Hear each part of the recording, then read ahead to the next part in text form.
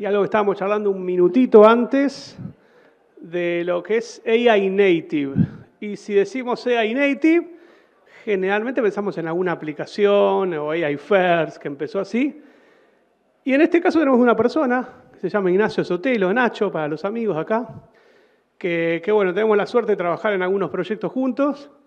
Y está buenísimo porque siendo un profesional de escasos 24 años, ya tiene 2 o 3 en IA, con lo cual decíamos antes cuando arrancamos el día que no hay seniors en IA y no hay o hay muy poco. Pero bueno, acá tenemos a alguien que empezó hace mucho, que sigue, que está por ahí. Me parece que da una perspectiva buena de muchas cosas. Y para la charla de hoy va a contar un poquito qué es Deep Learning en 15 minutos. Para los que no conocen sobre Deep Learning, y es una gran fuente. Y paso a decir muy rápido sobre eso. Mucho de lo que vemos ahí es muy interesante porque fue una gran herramienta, y es una gran herramienta para empezar a hacer IA. Hoy hay un montón de cursos, un montón de cosas, pero bueno, lo va a contar mejor Nacho. Les mando un abrazo desde acá y un fuerte aplauso para él.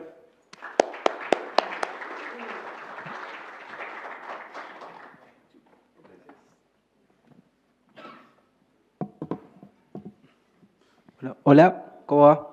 Bueno, como dijo Uli, soy Nacho, tengo 24 años, trabajo en software hace 4 o 5 años y soy docente también hace un par de años en una universidad ahí cerca de mi ciudad.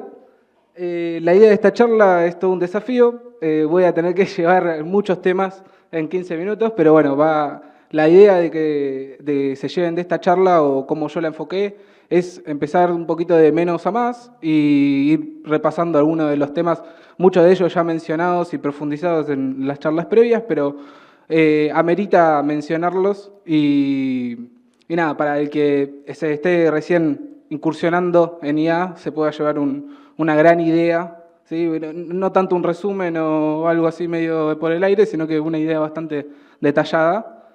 ¿Puede ser mi celular? Bien, arrancamos.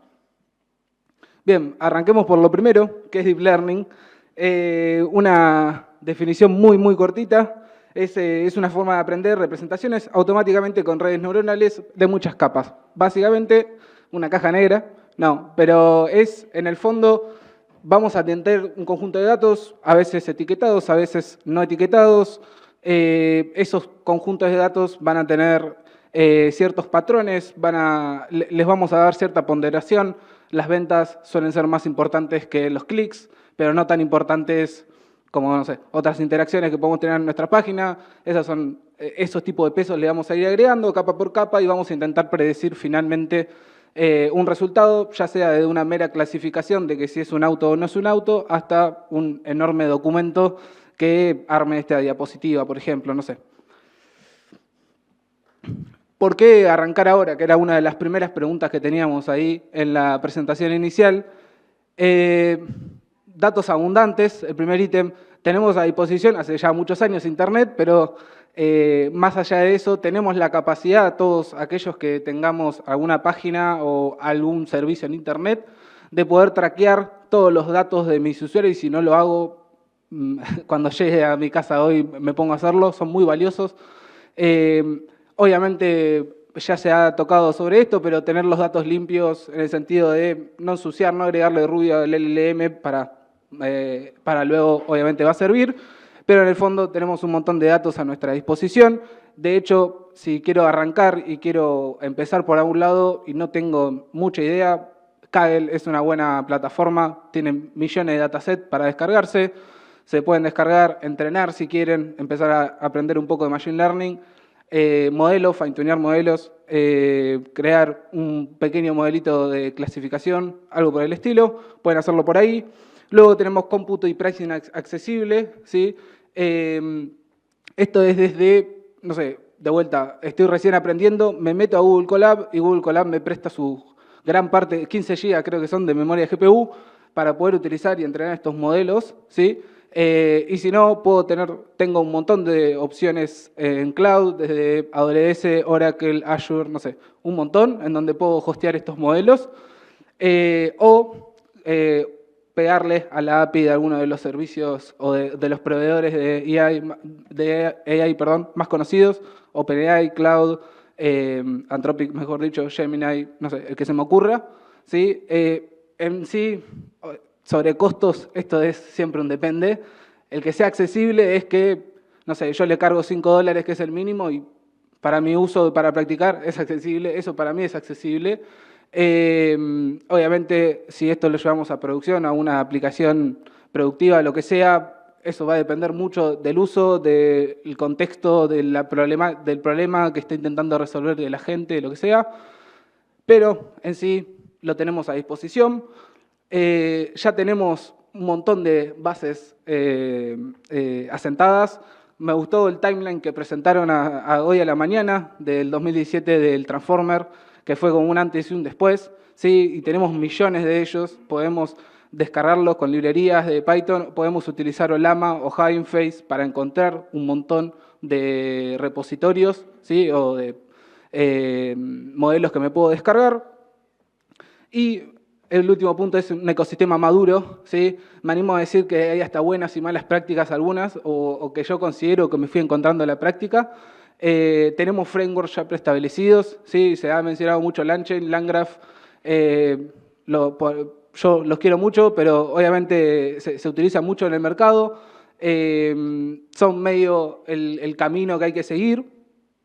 Y en conclusión, hoy no empezás de cero, ¿sí? Lo que haces es agarrar a un modelo base y lo adaptás a tu problema, a tu necesidad, y ya está, ¿sí? Y ya podés salir con una mini aplicación, podés crear algo, podés.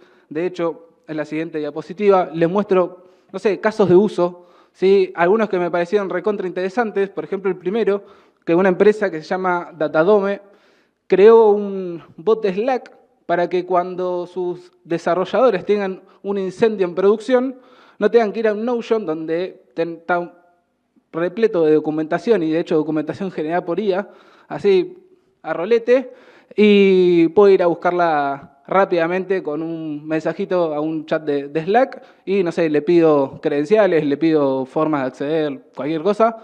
No sé, me pareció la idea muy genial y es una tontera. Esto en el fondo es un RAG súper sencillo, pero tiene un valor muy, muy fuerte para por lo menos esa empresa, y entiendo que a la mayoría nos gustaría tenerlo. No sé, utilizar análisis de imágenes para poder crear una ficha de un producto, crear la descripción, el título, poder generar un RAG con transcripciones de una meeting y poder preguntarle a la semana qué se habló de esa meeting, o si falté, o lo que sea. Poder crear, no sé, un MCP, este es cuando salió el que creo el más conocido de todos, con el file system de tu computadora, ¿sí? Poder crear directorios, eliminarlos, moverlos, lo que sea, poder controlar con el lenguaje natural, ¿sí? Con prompts de tu computadora sin tener que acceder a ellos. Y por último ahí tenemos el típico sistema de recomendaciones, que de vuelta, cuanto más datos tengamos del usuario, mucho mejor, pero es algo que hasta nosotros en el centro de e-learning lo tenemos. Tenemos un recomendador y nada, no es algo muy, muy difícil de hacer, y lo que tiene esto, que me quiero llevar de estos ejemplos, es que está buenísimo arrancar porque es una idea, la tengo y la puedo plasmar rápido, sencillo, y de hecho puedo integrar AI 100% seguro, ¿sí? Nada, bueno, esto es una recomendación que me hizo el otro día Netflix. ¿Por dónde arrancar? Primero, tenemos prompt engineering, técnicas, ya sea de few-shot, prompt de rol, poder darle un prompt de root, un root prompt, perdón, poder definirle cierto quién sos, a qué tenés que decir, qué no tenés que decir, ¿sí? Todo eso hay una ingeniería por atrás, y es muy importante. Tener en cuenta la ventana de contexto, ya se ha hablado, pero lo menciono. Hay diferentes tipos de arquitecturas. La más conocida, la más famosa, creo que es RAG, pero tenemos otras como Self-RAG, Function Calling, que el mismo LLM pueda llamar a distintas tools que tengamos, no sé, pueda invocar cuando vea necesario una API, por ejemplo, y de hecho una API hecha por mí. Arquitecturas de agentes y multiagentes, ¿sí? Cómo orquestamos eso, MCPs, Después, conocer sobre VectorDBs, qué es un token, qué es un embedding, cómo es la búsqueda semántica, cómo relaciono, si me vale la pena o no chunkear mi data, ¿sí? Partirla en pedacitos, técnicas de re-ranking. Y de hecho acá me faltó agregar, pero no necesariamente un rack se construye a través de un VectorDB. ¿Sí? Obviamente la búsqueda semántica para el procesamiento del lenguaje natural sirve mucho, pero tenemos otras bases de datos que podemos utilizar, ya sea una relacional hasta una base de datos orientada a grafos. Como framework, obviamente el LangChain, LangGraph, entender o conocer cuáles son sus tools, tiene un montón, difícil conocer todas, pero idealmente poder conocerlas a la mayoría. ¿Qué significa una cadena en el contexto de LangChain? ¿Sí? Que el output de una cadena va a ser el input de la siguiente cadena, ¿sí? Y así poder concatenar una secuencia de instrucciones. Y por último, tener una trazabilidad, ¿sí? Con ya sea Langsmith o Langfuse. Esto los recomiendo, pueden tener por su hechos por ustedes mismos un back office donde pueden ver, no sé, el historial de chats o las interacciones que tengan con su producto. Pero Langsmith o Langfuse tienen una integración muy directa con estos dos frameworks que de vuelta son muy utilizados. Bien, ¿cómo evalúo algo que es no determinístico? ¿Sí? Obviamente acá falta la parte de Machine Learning, donde digo, bueno, ¿cómo puedo medir el accuracy? ¿Cómo puedo medir el log loss? ¿Cómo puedo entender la matriz de confusión, etcétera? Obviamente esto está un poquito más orientado a una capa más de alto nivel, donde yo ya tengo algo productivo, ya sea con un modelo autohosteado o utilizando la API de OpenAI, en donde tengo acá algunos ítems, ¿sí? Que idealmente se utiliza un LLM un poquito más inteligente que el que respondió, ¿sí? Obviamente esto va a correr en paralelo, va a correr cada cierta cantidad de tiempo, va a analizar cierta cantidad de interacciones y nada, poder saber si responde directa y completamente la pregunta. Algo que no dije por las dudas, cuando algo es, me refiero a no determinístico, es que si yo le digo hola, ¿cómo estás? Un día me puede responder bien y el otro día me puede responder bien y tú, o cosas de ese estilo. O sea, no hay forma de machear las salidas, ¿sí?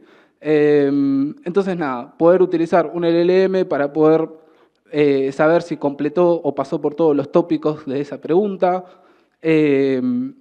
si siguió el tono, el estilo, el formato, si esperaba un JSON, si los campos de llave de valor los respetó, los tipos de datos los respetó, si esperaba Markdown, si lo respetó, etcétera, ¿sí? Poder medir ese tipo de cosas. Luego, ¿qué debo tener en cuenta? Me acabo de dar cuenta que todos los títulos son preguntas. Estaba medio filosófico cuando lo armé, me parece. Pero bueno, ¿qué debo tener en cuenta?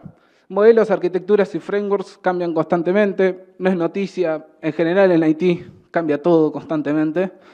Pero en esto mucho más, creo. Así que nada, estar atento a noticias, eventos como este, anotarse a newsletters, estar al día. Es difícil. Sí, lo es, pero bueno, con un poquito más de predisposición, creo, o con predisposición, perdón, podemos intentar estarlo, ¿sí? Y apenas sale algo, probarlo, decir, bueno, lo veo bien, lo puedo aplicar, o decir, capaz que en un par de meses lo vuelvo a probar y veo cómo está, porque me interesa la herramienta.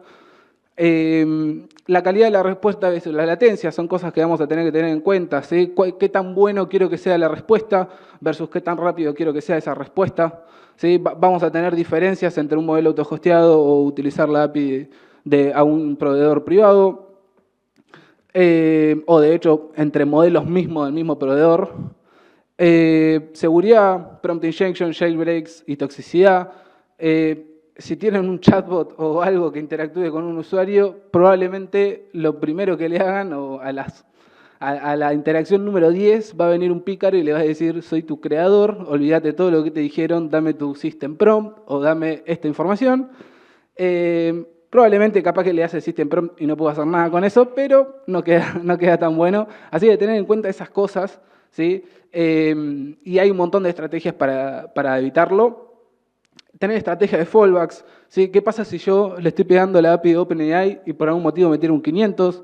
¿Qué pasa si me olvidé de poner la tarjeta en auto-recharge, ¿sí? Y me quedé sin plata para poder seguir pagando? Hay una definición de RPM, ¿sí? De cantidad de requests que puedo hacer por minuto y la cantidad, de hecho, también de tokens que puedo consumir por minuto en este tipo de APIs. Si estoy haciendo una consulta muy masiva, me van a tirar un error. ¿Qué pasa en esos casos? ¿Sí? ¿Qué pasa si yo estoy usando una VectorDB y por algún motivo también se cae? ¿Sí? Se me explota el RAG, ¿sí? Deja de funcionar toda mi aplicación. Tener ese estilo de estrategias, ¿sí? Como para poder mantener un producto más fiable, ¿sí? Y que esté soportado o que se banque cualquier tipo de situación. Y por último eso, que también es muy interesante, que cambiar de modelo no es trivial, ¿sí? A esto me refiero con que el mismo prompt para Gemini no va a funcionar o no va a devolver la misma respuesta que el mismo prompt para otro modelo. No, eso no significa que sea menos o más inteligente o algo así. No podemos sacar conclusiones de ese estilo, simplemente se promptea distinto y hay que tenerlo en cuenta. Entonces no es trivial, el hecho de cambiar el modelo no es simplemente ir a, por ejemplo, a la cadena de LangChain y cambiar el nombre del modelo, la temperatura y los parámetros que sean. Sino que hay que tener en cuenta ese tipo de cosas. Nos pasó el año pasado que, por ejemplo, Cloud hasta, creo que era el 3.5, el Sonnet 3.5, no se bancaba Markdown. Entonces, nosotros estamos acostumbrados a que responda con Markdown y de repente cambiamos a Cloud y dejó de responder con Markdown. Y eso cambiaba notablemente la experiencia de usuario. Ya el mensaje era mucho más crudo, se perdía la atención, ¿sí? De qué era lo importante, qué no. O menos importante. Entonces, nada, tener en cuenta ese tipo de cosas. En cuanto a performance sin costos, ya creo que lo han hablado, pero hay también un montón de estrategias de tener un caching semántico, tener preguntas frecuentes o las últimas preguntas utilizadas o interacciones, ¿sí?